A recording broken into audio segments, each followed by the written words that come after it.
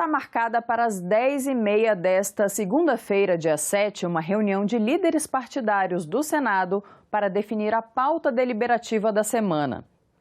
E foram definidas também as datas de esforço concentrado do Senado, quando haverá sabatinas e votação de autoridades, além da análise de outras proposições. Será nos dias 22 e 23 de novembro. Entre as votações prioritárias no Senado Federal estão indicações do atual presidente para embaixadores do Brasil, diretores de agências reguladoras e ministros de tribunais superiores. Os senadores também devem examinar projetos que já vinham em discussão e que não devem ser adiados para o ano que vem. O presidente do Senado falou de alguns deles. Os projetos que são importantes para a fonte de custeio da enfermagem, nós já aprovamos alguns. Esse é um tema que, de maneira muito prioritária, nós vamos lidar desde já. Há a questão relativa à Lei Aldir Blanc, à Lei Paulo Gustavo, que estão sofrendo interferência de uma medida provisória. Nós precisamos de encontrar a solução para a aplicação desse auxílio à área da cultura no Brasil. Rodrigo Pacheco comentou também a criação de comissões de inquérito ainda este ano, além de 4 novas CPIs, cujos pedidos já foram lidos, há outras 2 propostas. Uma para investigar denúncias de assédio eleitoral e outra para apurar erros e possíveis fraudes dos institutos de pesquisas eleitorais. São muitas CPIs e já com 2 meses apenas, com prioridades grandes no Brasil que nós precisamos enfrentar. O problema da saúde, o problema da cultura, o problema da educação, dos cortes orçamentários, da nova peça orçamentária, da transição. Então, essa é uma reflexão que os líderes do Senado haverão de fazer numa reunião breve do Colégio de Líderes sobre a conveniência das CPIs ou de qual CPI ser instalada desde já ou não. A equipe de transição para o novo governo se reuniu com o relator-geral do orçamento, o senador Marcelo Castro, para definir mudanças nas despesas do país no próximo ano. Além do senador eleito Wellington Dias, indicado pela equipe do novo governo para negociar esses ajustes no orçamento, participaram da reunião vários parlamentares, o ex-ministro Aloysio Mercadante e também o vice-presidente eleito Geraldo Alckmin, que vai coordenar a equipe de transição. Na pauta, adequações no projeto orçamentário do ano que vem para tornar o texto mais próximo das prioridades defendidas pelo presidente eleito durante a campanha. A manutenção do Auxílio Brasil no valor de R$ 600 no ano que vem, pagamento de R$ 150 para cada criança menor de 6 anos de mães inscritas no programa e aumento real para o salário mínimo são prioridades que o presidente eleito quer garantir no orçamento do ano que vem. Está na lista de prioridades também a correção da faixa de isenção do imposto de renda para R$ 5.000. Hoje está isento quem ganha até R$ 1.900.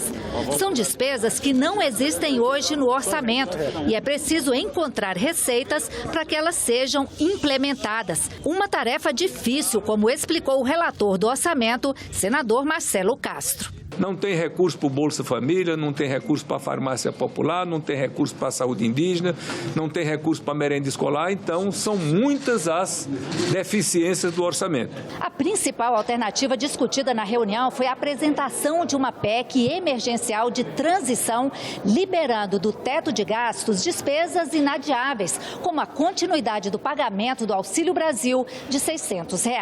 De comum acordo, decidimos levar aos líderes partidários, ao presidente do Senado, ao presidente da Câmara, a ideia de aprovarmos uma PEC em caráter emergencial de transição deste governo para o próximo governo, excepcionalizando do teto de gastos algumas despesas que são inadiáveis, como, por exemplo, o Bolsa Família no valor de R$ 600, que é um compromisso público assumido pelo presidente Lula, e seria inconcebível que as pessoas, 21,6 milhões de famílias, a partir de janeiro recebesse apenas R$ 400. Não ter interrupção de serviços e obras, essa é uma preocupação, quer dizer, não interromper, garantir o orçamento para não ter interrupção de serviços públicos ou paralisação de obras públicas. Isso não está adequado no orçamento enviado para o Congresso Nacional. Então, há necessidade de ter aí uma suplementação para garantir os serviços, garantir as obras e, ao mesmo tempo, por exemplo, a questão do Bolsa Família de R$ 600. O caminho aqui apresentado, ele vai em duas direções. Primeiro, vai seguir tramitando a lei orçamentária. Nela, a equipe técnica vai estar se debruçando até terça-feira, aí sim, para tecnicamente quantificar o valor necessário em cada ponto crítico, em cada ponto que tem hoje insuficiência para garantir as condições de execução em 2023. Ao mesmo tempo, a proposta de uma emenda à Constituição, como já ocorreu, por exemplo, recentemente em relação aos precatórios, em que criam uma excepcionalidade para garantir as condições, não é, de legalmente garantir os recursos necessários. O relator do orçamento e a equipe de transição fazem nova reunião na terça-feira da semana que vem. O início da transição de governo foi confirmado pelo ministro da Casa Civil, Ciro Nogueira. Ele informou que aguardava apenas a oficialização do nome do vice-presidente eleito Geraldo Alckmin como coordenador da transição em nome do presidente eleito. O presidente Jair Messias Bolsonaro me autorizou, quando for provocado, com base na lei, nós iniciaremos o processo de transição.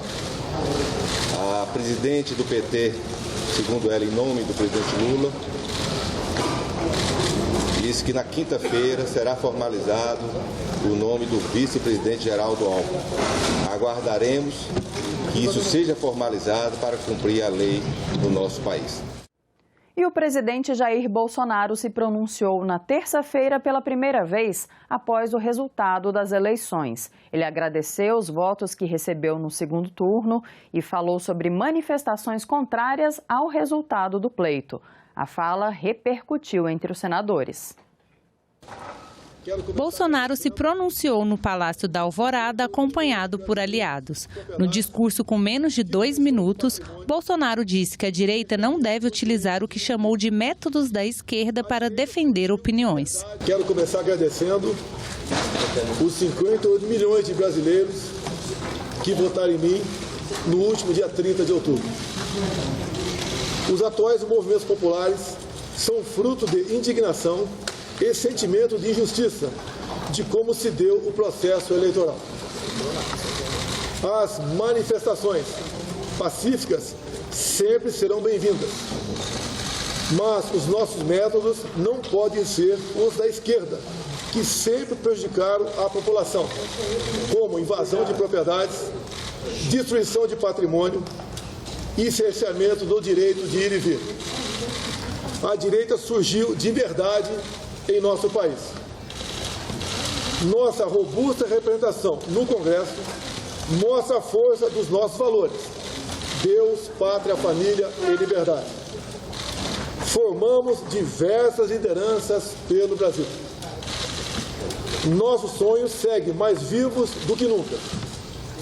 Somos pela ordem e pelo progresso. No Twitter, o senador Paulo Rocha disse que o presidente reforçou a sua total incapacidade de viver em um ambiente democrático e sequer reconheceu a derrota nas eleições. O senador disse que espera que isso não seja um sinal de que tentará qualquer tipo de golpe. O senador Renan Calheiro chamou a fala de Bolsonaro de cínica. Já a senadora Maria do Carmo disse que não entendeu até agora o pronunciamento do presidente. Soraya Tronic classificou o discurso de contraditório e ambíguo. Logo após após o resultado das eleições, caminhoneiros apoiadores do presidente Jair Bolsonaro começaram a protestar contra a derrota do presidente. O bloqueio das rodovias em todo o país repercutiu entre os senadores. No Twitter, o senador Carlos Portinho ponderou que nem toda manifestação popular é democrática se os seus anseios não o são. Segundo ele, temos sempre que aprender a ganhar e a perder, e a alternância de poder também é um alicerce da democracia. O senador Randolfo Rodrigues pediu agilidade na liberação das vias e afirmou que a Polícia Rodoviária Federal não pode ser uma instituição que promove o crime. O senador Álvaro Dias ressaltou que a manifestação já afetou o preço dos combustíveis em Brasília. Já Eduardo Girão afirmou que bloquear rodovias criando caos não ajuda o Brasil. Durante coletiva com lideranças da Polícia Rodoviária Federal, o diretor executivo da instituição afirmou que a PRF estava empenhada em estabelecer a normalidade o mais rápido possível. Essa operação é uma operação deveras complexa, né? Nós tomamos conta a nossa circunscrição, mais de 75 mil quilômetros de rodovias federais. É uma operação complexa, demanda uma mobilização de grande efetivo, aparato logístico, né? E por esse motivo, nós solicitamos apoio das nossas co-irmãs, forças co-irmãs, a Polícia Federal, a Força Nacional, a Polícia Militar. Então, nós estamos nessa operação sinérgica de forma a restabelecer a ordem o quanto antes, liberar o trânsito nas rodovias e resolver o mais rápido possível para garantir o direito de ir e vir dos cidadãos e o escoamento de mercadorias e pessoas nas rodovias federais. A equipe de transição de governo pode ter até 50 pessoas e vai se reunir com integrantes do governo Bolsonaro para receber informações sobre a administração pública federal. Esse processo é determinado por lei. Um governo que sai, um novo governo que entra. Para garantir uma transição segura, transparente e preservar a administração pública nesse período de troca, é que existe a equipe de transição. É para que o governo que entra possa se inteirar das contas públicas, projetos, enfim, do funcionamento do governo que sai. Todas essas informações são imprescindíveis para que o novo governo possa montar a sua estratégia de assumir o governo, né, levar adiante o seu programa de governo, que depende das condições objetivas que a administração está. Então, é fundamental que essa transição ocorra, né? Isso é normal em todas as democracias do mundo. A lei que organizou o processo de transição governamental foi promulgada em 2002, durante o governo de Fernando Henrique Cardoso. Ela estabelece que o candidato eleito poderá compor uma equipe com até 50 pessoas para trabalhar nessa transição. Os cargos especiais são extintos 10 dias após a posse do novo presidente. Os órgãos e entidades da administração pública federal são obrigados a dar apoio técnico e administrativo e a fornecer todas as informações pedidas pela equipe de transição. É preciso ver que a transição não ocorre só na cúpula, né? Não é só entre os dois presidentes, né? Você tem uma máquina governamental bastante grande, né? Todos os ministérios estarão envolvidos, as autarquias, as empresas, e a equipe de transição tem, pela lei, liberdade de pedir todas as informações que ela necessitar. O ministro-chefe da Casa Civil, Ciro Nogueira, já se colocou à disposição para conduzir a transição de governo. É a Casa Civil também quem deverá oferecer local, infraestrutura e apoio administrativo para que a equipe possa trabalhar. Ciro Nogueira já ofereceu o CCBB, Centro Cultural do Banco do Brasil, para o trabalho da equipe de transição. De forma inédita, o Tribunal de Contas da União também já anunciou que deverá formar um comitê de ministros para acompanhar o processo de mudança de um governo para o outro. A Comissão de Meio Ambiente aprovou nesta semana um relatório que aponta impactos ambientais provocados pela ocupação ilegal de áreas públicas na Amazônia. O texto apresenta sugestões para o combate ao desmatamento ilegal e para o aperfeiçoamento da política de regularização fundiária. Os impactos ambientais provocados pela ocupação ilegal de áreas públicas na Amazônia Legal foram o foco principal do relatório. A informação de que 14 milhões de hectares de florestas públicas foram registrados ilegalmente como propriedade particular por meio do Cadastro Ambiental Rural, CAR, ganhou destaque. O levantamento foi feito pelo Instituto de Pesquisa Ambiental da Amazônia e revelou ainda que 3,4 milhões de hectares desse total já foram desmatados, o que significa desmatamento ilegal em terras públicas. A leitura do relatório foi feita pelo senador Jacques Wagner. Como o CAR é autodeclaratório, grileiros cadastram no sistema supostos imóveis rurais nas florestas públicas não destinadas para simular um direito sobre a terra que eles não possuem, conforme a legislação atual. E o aumento da grilagem de terras é apenas uma das muitas consequências nefastas desse processo, que envolve corrupção, formação de quadrilha, trabalho escravo, violência contra povos indígenas, roubo de madeira e mineração ilegal. O Brasil, infelizmente, tem estado, nos últimos 4 anos, num cenário muito preocupante do ponto de vista do seu posicionamento ambiental na política internacional. Então, temos agora chegando aí mais uma COP. Acho muito oportuno que a gente tenha feito essa reunião hoje, exatamente pelo fato de que a COP27 se aproxima. Eu acho importante que essa Casa Legislativa dê uma demonstração aos outros países do nosso interesse em contribuir com uma legislação que realmente coíba a grilagem, o desmatamento ilegal, principalmente na área da Amazônia Legal. O relatório traz ainda uma lista de sugestões para o combate ao desmatamento ilegal e o aperfeiçoamento da política de regularização fundiária.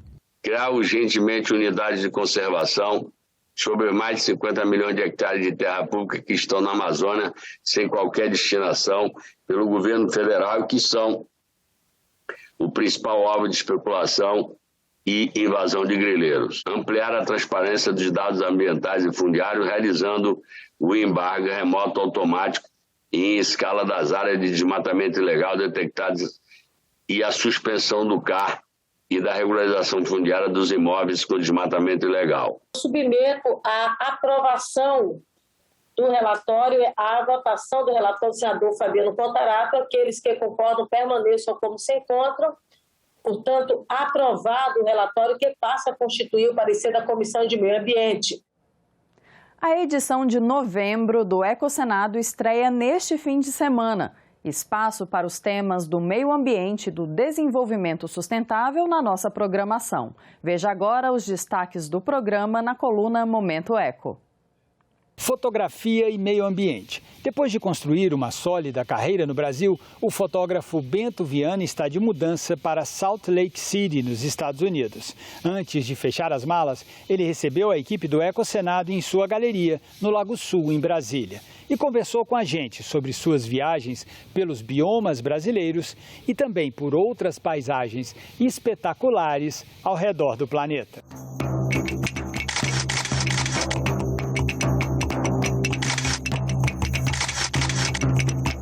O meu início, um dos trabalhos que eu gostei muito de fazer foi uma expedição que eu fiz ao Grande Sertão Veredas, ali no complexo, ali no Mosaico do Grande Sertão, em que eu tive lá a oportunidade de ficar alguns dias fotografando. A gente dormiu dentro do parque, passamos momentos fantásticos, porque o parque realmente dá para entender por que o Guimarães Rosa descreve aquele cenário de uma forma tão impressionante, porque ele é realmente impressionante.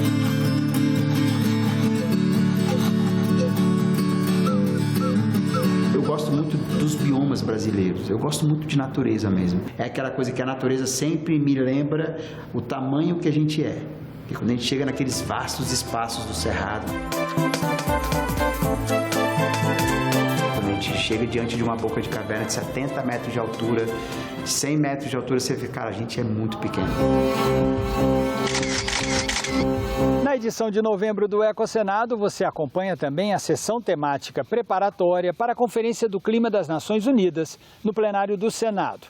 A COP27 acontece a partir desta segunda-feira, na cidade de Sharm el-Sheikh, no Egito. A Conferência das Partes, ou COP, sobre clima, é o mais alto fórum de decisão da Convenção das Nações Unidas de Mudanças Climáticas, que reúne os países que se comprometeram a conter o aumento do aquecimento global com a redução da emissão dos gases de efeito estufa. Especialistas e cientistas da área foram convidados a debater o assunto em sessão temática no Senado Federal. O Brasil ratificou o Acordo de Paris em setembro de 2016, mas até hoje não explicou como vai cumprir essas metas. O Brasil é hoje o quinto maior emissor de gás de efeito estufa no planeta. A gente só fica atrás da China, dos Estados Unidos, da Índia e da Rússia, sendo que nesses países a principal fonte de emissão é a queima de combustíveis fósseis. E no caso do Brasil, a principal fonte de emissões é a forma como a gente usa o território, o uso da terra. Dados do IPAM demonstram que 30% dos cadastros ambientais, rurais e legais estão em áreas de floresta pública não destinada. E essas áreas correspondem a 66% do desmatamento nesse período. Desmatamento importa, porque, como a gente ouviu nas falas anteriores, essa é a nossa principal contribuição em relação às nossas emissões de gases de efeito estufa. Precisamos, então, conter o aquecimento global em até 1,5 graus Celsius em relação aos períodos pré-industriais e, para isso, todas as estratégias devem ser ponderadas, debatidas e consideradas. O desmatamento em todos os biomas segue avançando em ritmo alarmante. Na Amazônia, 2021 alcançou a maior taxa de desmatamento dos últimos 15 anos. O Cerrado, berço das nascentes de 8 das nossas principais bacias hidrográficas, também vem sendo ameaçado. Isso sem contar os efeitos das mudanças climáticas em nível global, que poderá deixar o cenário ainda pior. O programa Ecocenado vai ao ar no sábado, 9 da manhã e 5 da tarde, e no domingo, 8 da manhã e de novo às 5 da tarde. Essa foi a coluna Momento Eco de hoje. Até a próxima. Está em tramitação no Senado um projeto que permite que servidores públicos trabalhem após 75 anos de idade para completar tempo de serviço.